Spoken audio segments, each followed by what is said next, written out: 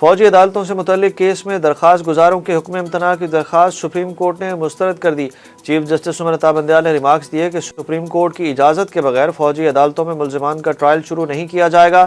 خصوصی عدالتیں اوپن سماعت کریں گی۔ مارشل لاء جیسی صورتحال ہوئی تو سپریم کورٹ مداخلت کرے گی، جبکہ حکومت نے زیر حراست 102 افراد کو اپیل کا حق دینے کے معاملے پر قانون سازی کے لیے 1 ماہ کی مہلت مانگ لی۔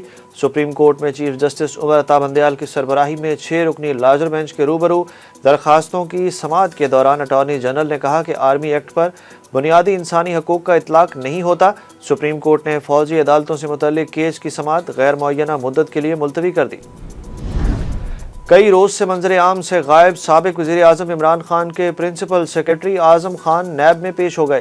اعظم خان نے عمران خان کے خلاف 190 ملین پاؤنڈز کیس میں اپنا بیان ریکارڈ کرایا۔ اعظم خان نیب راولپنڈی میں پیش ہوئے۔ نیب نے سابق پرنسپل سیکرٹری کو آج صبح 10 بجے طلب کیا تھا۔ جناح ہاؤس حملہ کیس میں پولیس نے چیئرمین پی ٹی آئی کو قصوروار قرار دے دیا۔ سابق وزیر اعظم کی 5 مقدمات میں عبوری ضمانتوں میں 8 اگست تک توسیع کر دی گئی۔ اے ٹی سی لاہور میں جناح ہاؤس حملہ کیس سمیت 5 مقدمات میں پولیس نے chairman P T I Imran Khan کو قصوروار قرار دے دیا۔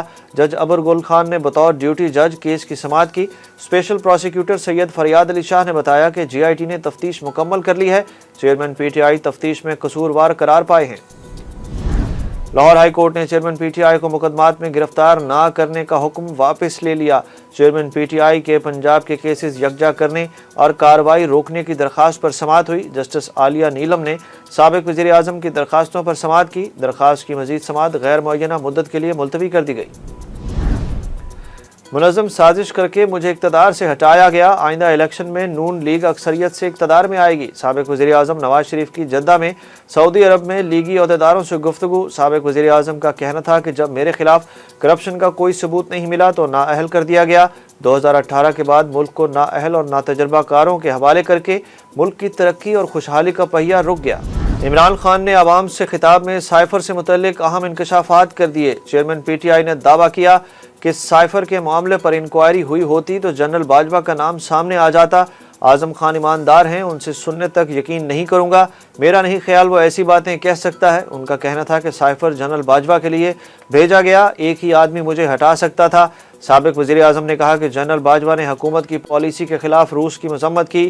میرا اپنا ہی آرمی چیف میرے خلاف لابی کر رہا تھا۔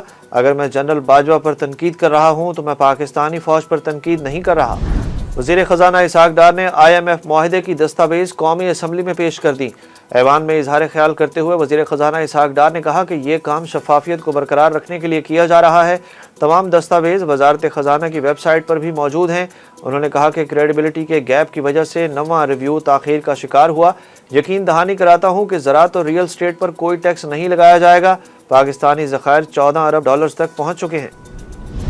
محرم الحرام میں پنجاب کے 13 اضلاع کو حساس قرار دے دیا گیا۔ محکمہ داخلہ پنجاب کے مطابق 13 حساس اضلاع میں ضرورت پڑنے پر فوج طلب کی جا سکتی ہے۔ لاہور، راولپنڈی، گجرانوالہ، گجرات، جھنگ، بھکر، لیا، ملتان، ساہیوال، چکوال، راجنپور، بہاولپور اور رحیم یار خان حساس اضلاع قرار۔ ان اضلاع میں 9 اور 10 محرم کو موبائل فون سروس بند رہے گی۔ محکمہ داخلہ پنجاب نے آرمی کی 73 اور رینجرز کی 80 کمپنیوں کی تعیناتی کے لیے وفاق کو خط لکھ دیا۔ ڈالر روپے پر پھر بھاری ہونے لگا۔ پاکستان اسٹاک ایکسچینج میں زبردست تیزی کا رجحان جاری۔ انٹر بینک میں 1 روپے 66 پیسے مہنگا ہو کر ڈالر کا لین دین 286 روپے 80 پیسے، جبکہ اوپن مارکیٹ میں ڈالر 289 روپے میں فروخت ہو رہا ہے۔ دوسری جانب اسٹاک مارکیٹ 100 انڈیکس 400 سے زائد پوائنٹس اضافے سے 45,800 کی سطح پر موجود ہے۔ سعودی شہری اپنے دوستوں کو عمرے کی سعادت کے لیے وزٹ ویزا پر بلوا سکیں گے۔ سعودی عرب نے غیر ملکیوں کے لیے نئی عمرہ پالیسی کا اعلان کر دیا۔ سعودی وزارت حج و عمرہ کی جانب سے سوشل میڈیا پر جاری بیان میں کہا گیا کہ وزٹ ویزا پر آنے والے غیر ملکی شہری ایک مرتبہ یا اس سے زائد بار انٹری ویزا کی سہولت حاصل کر سکیں گے۔ اس ویزا پر آنے والے غیر ملکی عمرے کی سعادت کے علاوہ مسجد نبوی کی زیارت بھی کر سکیں گے۔ مختلف شہروں میں تاریخی مقامات اور ثقافتی مراکز کا دورہ بھی کر سکیں گے۔ اور پاکستان ٹیم دوسرے ٹیسٹ میچ کے لیے گال سے کولمبو پہنچ گئی۔ کولمبو پہنچنے کے بعد ٹیم آج ہوٹل میں آرام کرے گی۔ قومی ٹیم کل سنگا لیسے سپورٹس کلب میں پہلا پریکٹس سیشن کرے گی۔ پاکستان اور سری لنکا کے درمیان سیریز کا دوسرا اور آخری ٹیسٹ میچ 24 جولائی سے شروع ہوگا۔ قومی ٹیم کو سیریز میں 1-0 کی برتری حاصل ہے۔